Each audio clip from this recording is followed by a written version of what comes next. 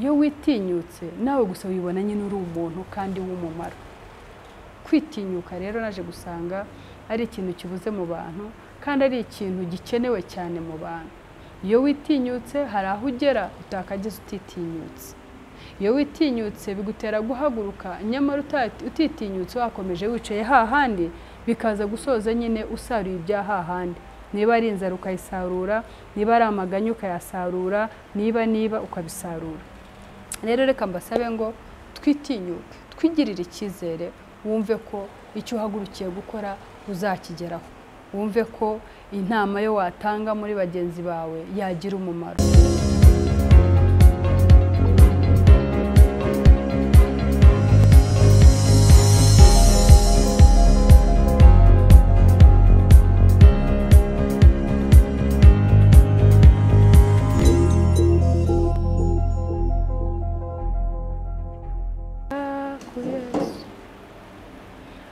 Turabashuje mwese bakunzi ba Team TV, Yesu ashimwe. Shalom shalom. Tunejejwe none no kongera kuboneka hano. Aho muri hose rero mu gihugu cy'u Rwanda, mu bindi bihugu byose, abari mu mugoroba mwiriwe, abari mu gitondo mwaramutse, abari ku manywa mwiriwe, abaryamye namwe lala salama, musinzire neza, murota Imana. Rero uyu ni uwundi munsi Imana yadushyiriyeho kongera kubaho, n'uwundi mugisha nanone twabonye, n'ubuntu bugeretse ku bundi. Rero dushimiye Imana cyane ko ariyo yabuduhaye. Njya mbibutsa ko aya masaha ndimo mvuga hari abari muri bomboni, hari abarimo babahwera nonaha, hari abamaze gushyirwa muri morgue, hari mba numva hari impamvu ikomeye cyane dukwiye gutangira dushima Imana ari je nawe dushobora kuvuga no kureba ikiganiro ko yaduhaye impano y'ubuzima. Reka dutangire dusenga. Data mu izina rya Yesu turagushimye, tuguhaye icyubahiro. Urakoze kuri Imana yacu dukunda kandi twitaho. Urakoze ko ubabanye natwe umunsi wose. Urakoze ko iminsi yose uri kumwe natwe. Urakoze ko ariho turwanira, urakoze ko ariho dutsindishiriza. Urakoze mwami ko radushyiriyeho uyu muyoboro kugira ngo tujye tuganiriraho. Erega atari wowe kuri twe ntacyo byakora, nta nicyo byamara. Erega atari wowe amagambo twavugira hayaba impfabusa, ariko kubera wowe Mana yacu ari wowe wabyemeye uhabwa icyubahiro. Ndakuraritse rero umukunzi mwiza, ubane nanjye, abari wowe unyobora, humvikane wowe, simvuga havuge wowe. We muri jyewe uganze cyane mu izina rya Yesu Kristo, kugira ngo amagambo ndivugira ahangaha abari aturuka kuri wowe. Njye niteguye kuba igikoresho cyawe. Nuko rero habwa icyubahiro ukoze ibirenze ibyo natuye. Duhera umugisha bariya bose bakurikira Team TV, bariya bose bakora subscribe, bakora like, bakora comment, bakora share. Nukuri muri ikiraro cyo kugira ngo uw'Imana yateganije ubutumwa buzamugereho. Imana igibaho umugisha bw'ijiko bukeye. Rero mwami, nshimye yuko ugiye kubana natwe, ugatangirana natwe ndetse ugasozanya natwe. Cyane kuzuba ibyaha mu izina rya Yesu. Amen. Umunsi wa none rero undi munsi mushya, ni umunsi ubuje utazongera kuza ukundi. Rero ndagira ngo tuganire ku kintu cyitwa kwigirira icyizere. Icyizere ni ijambo ryo twese tuzi, ni ijambo twese dusobanukiwe. Kwigirira icyizere mu mivugire, ukigira icyizere mu mikorere, ukigira icyizere mu muryango aho uri, ukagira icyizere mu business ukora, ukigirira icyizere ahantu aho uri hose. Ndagira ngo tuganire kugira icyizere. Ese icyizere ni iki? Ese umuntu wifitiye icyizere aba ameze ate? Ni muntu ki? Ese umuntu ufite icyizere, wigiriye icyizere, ava he akagarukira he? Akwiye gukora iki akareka iki? Akwiye kuvuga iki akareka iki? Umunsi nagize tuganire kuri iryo jambo kuko ni ikintu cyo mbona ko kidutsinda umunsi ku wundi. Hari ubwo tuba dufite amateka akomeye cyane, nkanjye ayo mba numva naranyuzemo, bigatuma wumva nta cyizere wakwigirira, bigatuma wumva nta muntu ukwiye kwicara hari avuga ngo nawe uvuge, bigatuma wumva nta muntu ukwiye guhaguruka ngo ajye muri business nawe ujyemo kandi bizwi ko yenda abi wanyu bigeze so wanyu cyangwa se mama wawe na nyoko wanyu bigeze gukora bagahomba, bikaba ufite amateka runaka ashobora kugucecekesha aho uri hose, nyamara hari umuntu wuriwe wakabaye wigirira icyizere ugakora bya bintu kandi bigakoreka. Rero ni ukuvuga ngo amateka ajya adutsikamira tukiburira icyizere, ibyo twanyuzemo bikadutsikamira ikatubuza kwigirira icyizere, ndetse n'ibyo turimo tunyuramo n'ubu ngubu, mu nshuti, mu bavandimwe, mu kazi, aho uri hose hari byinshi cyane byatubuza kwigirira icyizere. Ariko icyizere, kwigirira icyizere ni cya gihe cy'uvuga ngo jyewe ndashoboye, ni cya gihe cy'ubona nk'aho ibyo wabonaga bikomeye, nk'aho bitashoboka, nk'aho utabikora, ariko wowe ukumva gusamba izindi mbaraga, urumva ko naho byananira abantu bose wowe urabishoboye. Ni ukuvuga ngo bigashoboka ko yenda tuvuga urugero, hari business iyo wabonaga yuko abandi bose bayinaniwe, ariko ukumva niko umutima wawe, niho umutima uhora ugusunikira gukora, ariko noneho ugasanga hari ibicantege byinshi, ariko iyo wigiriye icyizere urahaguruka ukajya muri cya kintu, uko umutima wawe uhora ukubwira ngo ariko nkoze kiriya kintu nagikora neza, ugahaguruka rero ukigirira icyizere ukakijyamo, nyamara cya kintu warangiza ukabona kigenze neza. Niko kwigirira icyizere jye niko mbifata. Kwigirira icyizere ni cya gihe cy'ubona ko icyo wajyamo cyose wowe, kuko umutima wabanje kuganira nawo, ku murokore wabanje kuganira n'Imana, ku mukristo wabanje kuganira n'Imana, wigisha inama, warangiza ukigirira icyizere ugahaguruka hamwe n'ibyo Imana yakuganirije, hamwe n'umutimanama wawe, ugahaguruka ukajya muri cya kintu kandi kikagenda neza. Rero namaze kubona iyo umuntu yigiriye icyizere ni ukuri ntacyo atageraho. Yigiriye icyizere ntacyo utageraho. Iyo wigiriye icyizere wicarana n'abantu mukaganira, kandi inama yo utanze ikagira umumaro. Ariko iyo utifitiye icyizere, uba ufite inama y'umumaro, wakwicara mu bantu ukagira gutya ukanuma, ukavuga uti semaye ubu nkanjye koko kwa runaka ukomoka ibunaka, ubu koko natanga inama se bakayumva, ukagira utya ukanuma. Nyamara yenda ya nama yawe hari ahantu ho yagakuye ba bantu bicaye aho bibazaga ibintu byinshi, ariko kubera ko utayivuze ntigira umumaro nyine. Iyo wifitiye icyizere rero, ha hantu urahicaye utanga igitekerezo, kandi cya gitekerezo kikaba cyagira umumaro. Niba ari mu muryango, niba ari mu nshuti zawe, niba aho uri hose, hakaba wahagirira umumaro kubera ko wifitiye icyizere. Umuntu iyo yifitiye icyizere rero, ntareba imyenda yambaye, ntareba aho akomoka, ntareba ibyo yakuriyemo, nta na kimwe cyaha agaciro bya bindi, kuko hari biba biducecekesha buri munsi. Hari biba bitubwira ngo rega ntabwo wowe rwose ntukwiye kugira utya, ntukwiye kuvuga utya, uri ukomoka harega, wibuka aho ukomoka, wibuka ibyo wambaye, wibuke, ukumva biragutsikamiye, biragucecekesheje, ngo nta mpamvu wowe ukwiye kugira utya. Ariko reka mbabwire, nta kintu cyiza kuri isi nko kwigirira icyizere.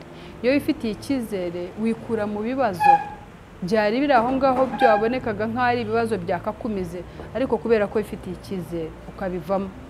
Kubera ko wifitiye icyizere bikaba inzira yafunguka, kubera ko wifitiye icyizere. Ariko iyo utifitiye icyizere ugira utyo ukabona inzira zose zirafunze, zirabanye, nta na hamwe ushobora kunyura, ukabona ntaho wamenera. Ariko iyo wifitiye icyizere urahaguruka, wamaze kuganira n'Imana, kubaza Imana, kuba bayiha uwo mwanya, ubanza akajya kugira icyo akora, akabanza akabaza Imana. Birashoboka cyane ko wamaze kuyibaza yarangiza ikaguhereza iyo nzira. Birashoboka ko wahaguruka ukigirira icyizere, ukajya muri banki bakaguha inguzanyo, ugatangira utyo bizinesi, kandi nyamara utarigiriye icyo cyizere akaguma hahandi ho mwari mwicaranye. Iyo wifitiye icyizere uratambuka ugakomanga ku rugi rwabonaga yuko bidakwiye yenda kuri wowe, kubera aho ukomoka n'uwuriwe n'ibiki bigutsikamira, ariko uratambuka rwa rugi warukomangaho ugahura na favor y'Imana, cyangwa se igikundiro cy'Imana kuri wowe. Wa muntu akagufungurira, akanagutega amatwi, bikaza gusoza ka kazi washaka gukabona. Iyo wifitiye icyizere ni ukuri nta kintu kinanirana kuri wowe, kuko na hahandi wabonaga ko ibintu bifunganye bidashobotse, kubera ko wigiriye icyizere. Jye mbona Imana ishingira kuri cya cyizere cyo wigiriye, ikagira umuryango ugufungurira, ikagucisha wabonaga ko bidashoboka ko wahaca, ikakuhuza n'umuntu utakekaga ko wahura nawe. Muri make njye mbona kwigirira icyizere ni intambwe ikomeye mu buzima bw'umuntu ishobora gutuma agera kuri byinshi atakagezeho atifitiye icyizere. Rero ndagira ngo mvugane namwe mvuge ngo ku muntu wifitiye icyizere mu muryango ho washatse uhaba neza, uragenda ukaba confident ukavuga uti jyewe ndumva nifitiye icyizere ko hano nzahaba neza. Ntabwo tubura ibyo duhurira nabyo, ariko kubera cya cyizere wigiriye ukaba wakwicara ukarwubaka kandi rugakomera. Kandi utifitiye icyizere, icyo umuntu avuze handi washatse cyose kiraguhungabanya, icyo avuze cyose kikaguhungabanya. Hakabaho n'abahaguruka bakananirwa kubyihanganira pe bakamena bakagenda, kubera ko nyirabukwe yavuze atya, kubera ko nyirabukwe yakoze atya, kubera ko muramu we yagize atya, muramukazi we yagize gutya, mukeba we yagize gutya. Reka nkubwire, iremera icyizere muri wowe uzarwubaka rukomere. We mukobwa utarashaka niwe ugirira icyizere, ni ukuri reka nkubwire bizacamo. Ushobora guhaguruka wahura n'umusore kandi Imana ni ukuri ari we yaguteganirije, ariko ukiburira icyizere, ugatangira kureba amateka yawe, ugatangira kureba aho ukomoka, ugatangira kureba uwo uriwe, bigatuma utakaza umugisha wawe muri uriya musore waruje agusanga kandi mu by'ukuri yenda ari umugisha wawe. Utangiye utisemo akabyara mwe, uriya musore wo kwa minisitiri runaka, uriya musore wo kwa deje runaka, nanjye w'umuplanto cyangwa se uri aho hasi uciriritse, utubuko ko bizahura. Ubusabi wabo banyanze kandi igihe umusore namaze kumukunda, oya igirira icyizere. Yagiye gutera intambwe, hari abana ba minisitiri bagenzi be, yagiye gutera intambwe, hari abana b'abayobozi bagenzi be, ariko hari impamvu y'Imana kuba yateye intambwe ari wowe wazasanga. Igirira icyizere rero, uhure na wa muntu bizavamo yuko ari umugisha wawe, mubane kandi mu rwubake rukomere. Kimwe nawe musore naye bibukonguko. Undi we nabwira wigiriye icyizere ukunda kwipfinyagaza akimanura ni imfubyi, umwana w'imfubyi. Umwana wabaye imfubyi rero kera ahora afite ibimukanda. Yesu uriya yenda ko afite umuvugira, Yesu uriya yenda ko yagira umugira cyaka bakamwumva, Yesu yenda uyu nguyu ko yagira umusunika. Reka nkubwire, iyo wigiriye icyizere byose birashoboka. Naho uri imfubyi, ntabwo bose abageze ku byo wagezeho babigezeho kubera ko bavugiwe n'ababyeyi babo cyangwa inshuti cyangwa n'abavandimwe. Iyo ufitiye icyizere, Imana iguhuza n'umugisha wawe kandi pe ukagera kuri cya kintu cyo wifuzaga. Itinyuke rero, itinyuke. Niba ari business ushaka kujyamo, itinyuke. Niba ari umurimo washakaga ahantu, itinyuke. Wikwirebera mu mateka ngo gutsindagire, wikwirebera mu bibazo byo waciyemo ngo bigutsindagire. Oya, shirika ubwoba, witinyuke. Icyo kintu cyari kigutwikiriye cyakubwiraga ngo wowe ntukwiriye, icyo cyagutwikiraga kikubwira ngo wowe ntushoboye, icyagutwikiraga kikubwira ngo ariko ibuka amateka y'aho ukomoka, ni ukuri. Tobora, gisaturi, ukirenge, wigirire icyizere, usohoke. Cya kindi watekerezaga ugishyiremo mu bikorwa, uzareba kizakoreka. Rero umuntu utifitiye icyizere usanga hari ubwo bimugiraho ingaruka zikomeye cyane, aho wa murimo wakabonye kubera ko utifitiye icyizere ukagibwamo n'abandi. Niba uri umukobwa bikaza gusoza ugize ubuzima bubi, bwa buzima bubi bukaba bwanagushora mu yindi nzira cyangwa mu bundi buyobe butakagiyemo. Niba uri umukobwa bikaba byatuma ushaka inshuti kubera ubuzima bubi bwurimo. Wananiwe kwiyizera, kwihagararaho, guhaguruka ngo wishirike ubwoba n'amanga, wigirire icyizere cyo gushaka umurimo, ukomeza ugira ibyo bigutsindagira. Bije gusoza ya mavuta wabuze ujya kuyashakira ku muhungu, bije gusoza ya parufe wabuze kandi ujya mu bandi ukumva ukwiye guhumura neza nkabo, ubishakira mu bahungu. Bije gusoza umwenda wakambaye mwiza ubona abandi bambaye, uwubuze kubera kutigira icyizere ngo ujye gushaka akazi, ubishakiye ku muhungu. Ejo biranakugayishije ariko yenda ubishakiye kuri uyu, ejo arakuretse ubishakiye ku wundi, kubera ko urabikeneye mu buzima ariko nta handi hantu wabikura. Ka kazi wakagiye kubona kugira ngo ariko kabiguhesha, wiburiye icyizere. igisigaye rero ni ukuri bujye kubikura aho utagomba kubikura. Nyamuneka rero mbabwire ngo kwigirira icyizere nta gisa nabyo. Iyo wigiriye icyizere ni ukuri ubona inzira zifunguka utazi uko zafungutse. Ndibuka njya gutangira business, iyo nza kuba ndi umuntu utigiriye icyizere ntabwo mba narayitangiye kuko ntacyo nashingiragaho, nta mafaranga nari ifite mvuge ngo hari amafaranga savings yo ndi buhere.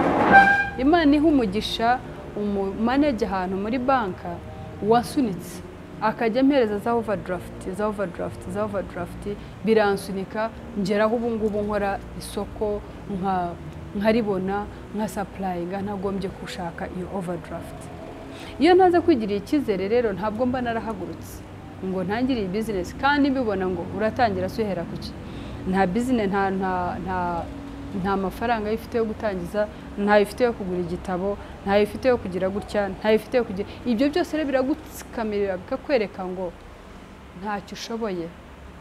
Ubyihoreye igihe kizagera ubwo uzashobora no gutera intambwe ugatangira. Ariko icyo gihe ni ikihe? Ninde ukizi? Uretse Imana ikizi, ninde ukizi? Ahari icyo batekereza ko kiza ni iki ngiki. Rero reka ngusabe ngo twigirire icyizere nibwo uzava ku rwego rumwe ujye ku rundi. Igirira icyizere nibwo uzahura n'umugisha wawe, kuko nukomeza wicaye ahantu hamwe ngo rega sinshoboye, mahese amaganzu uravuga buriya ugira ngo njye sinakabaye nshaka nanjye kujya kuri uriya murimo, ariko ufite abawo bawugenewe. Iriya mirimo buriya sugira ngo turiyamasa tukapurayinga, ariko oya, wisigara ku magambo. Igirira icyizere utera intambwe uwushake ubure wawushatse, ariko wisigara ku magambo ngo wicare gusa ngo ntabwo bishoboka.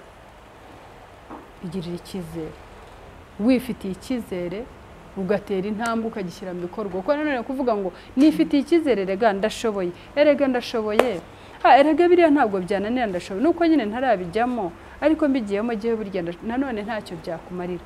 Kuvuga gusa mu magambo nifitiye icyizere ntacyo bimaze. Igirira icyizere urangiza utera intambwe. Niba ari umurimo ujye kuwushaka, niba Imana yaravuganye nawe ngo uri umukozi wayo uhaguruka uyikorere, niba hari isezerano ry'ufite kandi ikakubwira ukumva ijwi ryayo rikubwira ngo igihe ni iki, haguruka. Igirira icyizere ariko ugishyire no mu bikorwa. Nibaza ko byanga bikunda Imana yishimira umuntu nk'uwo. Imana yishimira umuntu wifitiye icyizere. Imana yishimira umuntu ushobora kumva ko nawe hari icyo ari cyo, hari n'icyo amaze mu gihe nk'icyo ngicyo. Ni naho rero ihagurukira nayo ikaguhagurutsa, ikagukoresha bya n'ibyo utakekaga ko ushobora gukora. Rero reka ngusabe ngo wigirire icyizere. Ikindi nababwira, iki kintu gikunze kuba nko mu rubyiruko. Wakwiburira icyizere bakagukoresha ibyo umuntu nyine akaguprofita, akagukoresha ibyo ashaka. Rubyiruko nimwigirire icyizere. Irebe wumve yuko uri uw'umumaro mu gihe cyawe. Reba amashuri yo wize wumve yuko byonyine guha izo confidence zo kuba haguruka ukajya gushaka umurimo. Reba urupapuro we niba ugira amahirwe urufite, hari uwiburiye icyo cyizere ko adafite n'urwo rupapuro. Ariko uricaye uravuga ngo ngo rega imirimo yarabuze Kigali se hari imirimo. Abantu ni benshi bize, buriya rwose kuhabona imirimo birakomeye. Oya, haguruka. Hose aho bavuze hari imirimo, reba uko nawe ubigenza, ca mu nzira zose. Niba nta n'itike, genda n'amaguru. Andika kandi kwandika se nabyo kandi birahenze, si intoki zawe.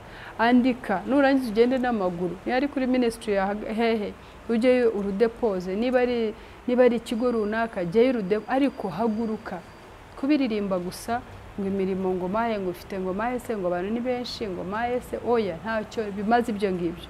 So no kuvuga ngo rubyiruko rero hari byinshi bijye bibafatirana, bikabafatirana kubera ibihe byo murimo, kubera ko wananiwe kwigirira icyizere kuba wagera ku cyagatumye udafatiranwa mu bihe nk'ibyo ngibyo. Tinyuka rero wigirire icyizere, uhaguruke. Niba ari akazi cyo kugashaka, niba ari icyo ari cyo cyose, itinyuke wumve ko nawe kiragukwiye. Ese uriye ugikora yavutse agikora? Uriye ugikora uzi yuko buryo ushoboye kumwegera yakubwira ugasanga nawe bishoboka? Ikintu kibyishe ushobora no kunanirwa kwitunyuka no kunaganira na wa wundi wakugize icyo gutanga. Tera intambwe, niba bikunaniye kujya gushaka uwo murimo, niba bikunaniye basi tera intambwe uvuga uti reka nganirize uyu muntu, ese we byagenze bite? Umuntu aritinya akitinya no kuba yaganiriza umuntu ngo amubaze ati we byagenze bite. Wa muntu niba ari imfura yakakubwiye nawe ukumva koko bishoboka ko nta cyakunanira nawe wahagurutse watinyutse. Rero itinyuke. Niba ari umuntu ubona wageze ku cyo wifuza kugeraho, itinyuke, umwegere, umusabe appointment, umusabe guhura nawe, umbwire uti nta kindi kinzanya. Wari uzi ko ikintu cyo nabonye gisigaye kitumereye nabi ni ikintu cyitwa ubwiyemezi, ni ikintu cyitwa kudashaka guca bugufi. Jore ngende muganirize, amenye yuko mubona kandi usha ubwenge, amenye yuko mbona ko ibyo arimo akora nyine ari ibintu byo nanjye nifuza gukora. Reka nkubwire, ufite iyo ntekerezo azahoraho yicaye, ntabwo azigera hava, nta ntambwe azatera. Ariko niba ufite intekerezo ikubwira ngo itinyuke, ni ukuri nizigusunikire kugira ngo ushakire cya kintu cyo wabuze mu gutinyuka nyine, mu kwitinyuka. Niba ari wa muntu umwegera azakugira inama, uzamenya aho uca. Ko ndibuka nkanjye kugira ngo njye gutinyuka nitinyuke, bwa mbere ndibuka nari mu gihugu cya Tanzania. Nibwo nitinyutse nkajya njya mu nama z'ubukwe, ntanga igitekerezo rimwe numva kirumvikanye, numva kinteye imbaraga zo kwitinyuka.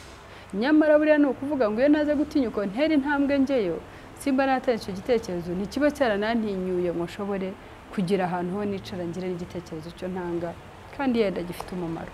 Ariko ibitekerezo naje gusanga ibyo ntanze nanjye bigira umumaro nk'abandi bose. Si uko ndi kamara, si uko namenya kuvuga kurenza abandi, si uko mfite ubwenge kurenza abandi, oya. Ahubwo iyo witinyutse nawe gusa wibona nyine uri umuntu kandi w'umumaro. Kwitinyuka rero naje gusanga ari ikintu kibuze mu bantu kandi ari ikintu gikenewe cyane mu bantu. Iyo witinyutse hari aho ugera utakageze utitinyutse. Iyo witinyutse bigutera guhaguruka, nyamara utitinyutse wakomeje wicaye hahandi bikaza gusoza nyine usaruye ibya hahandi. Niba ari inzara ukayisarura, niba ari amaganya ukayasarura, niba ukabisarura. Rero reka mbasabe ngo twitinyuke, twigirire icyizere, wumve ko icyo uhagurukiye gukora uzakigeraho. Wumve ko intama yo watanga muri bagenzi bawe yagira umumaro. Wumve ko mu bavandimwe bawe mwicaranye icyo wakora cyagira umumaro. Irinde kugira amagambo yo wumva gutsikamira nawe ngo yaha agaciro. Ndibuka hari amagambo abantu twagiye twumva akaba yagutsikamira, ariko iyo witinyutse, iyo wizeye, urayarenga ugakora icyo wagomba gukora. Ukaba wakora ibintu bifite umumaro, hanyuma amagambo akagukurikira, ariko jye nabonye ayo magambo ari abanyeshyari. Aho kugira ngo bavuge ati Jori yakoze iki n'iki, Imana imuha umugisha, arashoboye, ese nabonye ari uwo kwigiraho, nabonye umuntu ahubwo uriya abashaka kwigaragaza, abashaka kwiyerekana, abashaka kugira ngo abantu bamubone, abashaka kugira ngo ashimwe, oya, ayo magambo yarenge, kuko ntacyo akumariye uretse ko ari urucantege rwo kugira ngo uceceke, rwo kugira ngo wicare ahantu hamwe, rwo kugira ngo ugire ipfunwe, rwo kugira ngo ya ntambwe wagateye kugira ngo uve mu buzima bumwe ujye mu bundi bikubera izitizi. Wicare hantu utuze ngo reka mayi use najya mbavandimwe nkagira icyo mvuga, ejo bazavuga yuko nshyanuka. Ubuse nagera hariya nkagira icyo reka mayi, ukicara ugafata icy'amaboko ukagira gutyo. Reka nkubwire, iyo ni intandaro yo gukena mu ntekerezo. Iyo ushoboye kumva amagambo nk'aya akagutsikamira nawe ukabyemera, ni ukuri ndakubwiye ngo ni intandaro y'ubukene mu ntekerezo, ko ntacyo wageraho ufite iyo myumvire. Uvuga ngo ejo ntaza kugira icyo nkora bakamvuga, uvuga ngo ejo ntaza kugira icyo ntanga nk'igitekerezo bakangaya. Oya, abazungu babivuze neza, mu byo dukora byose dukora amakosa, niko tuba twiga.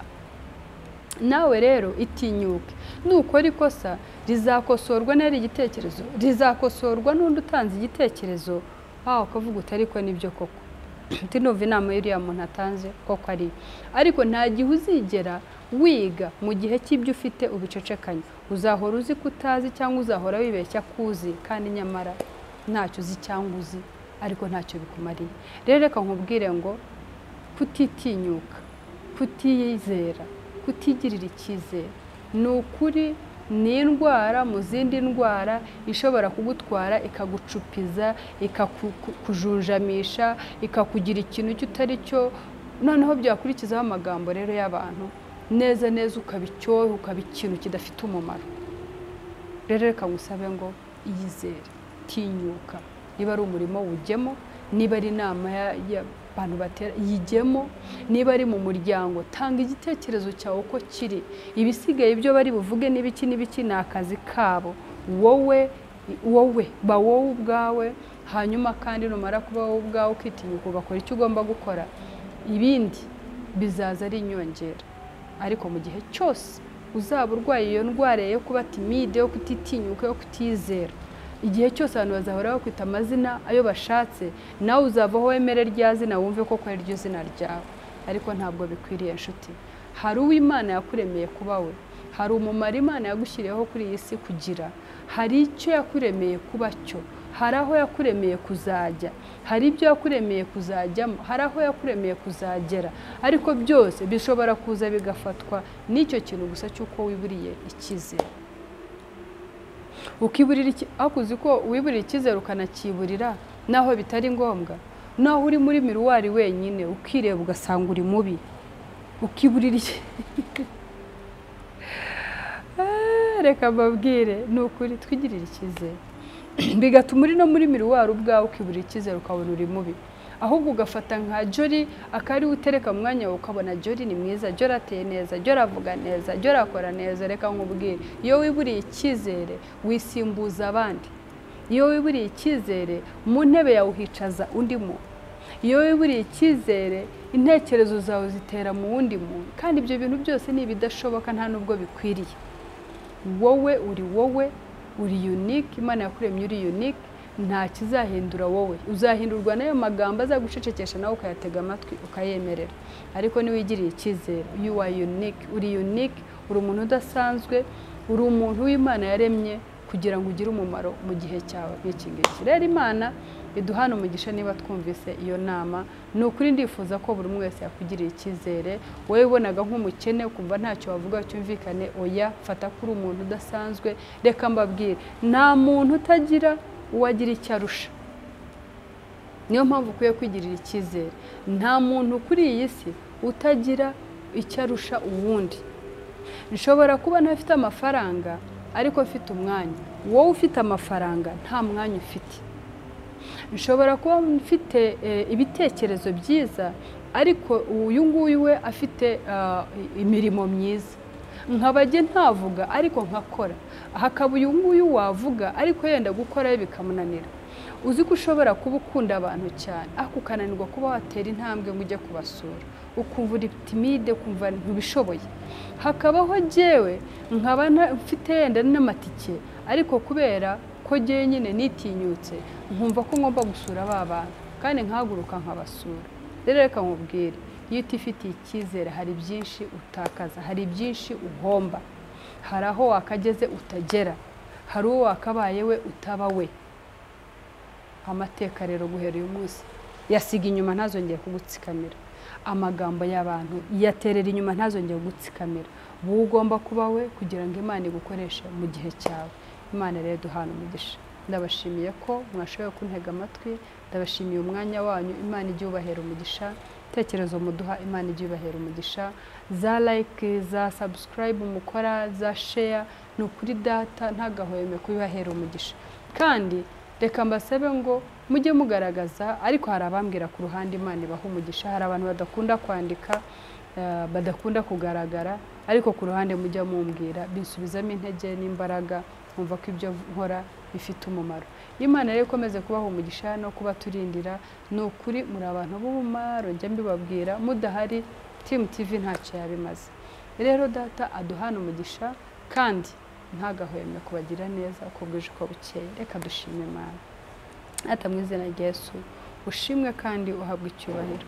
Wakoze ko watangiranye natwe, wakoze ko hagati wabanye natwe, wakoze ko usozanyije natwe. Izina rye rihabwe icyubahiro.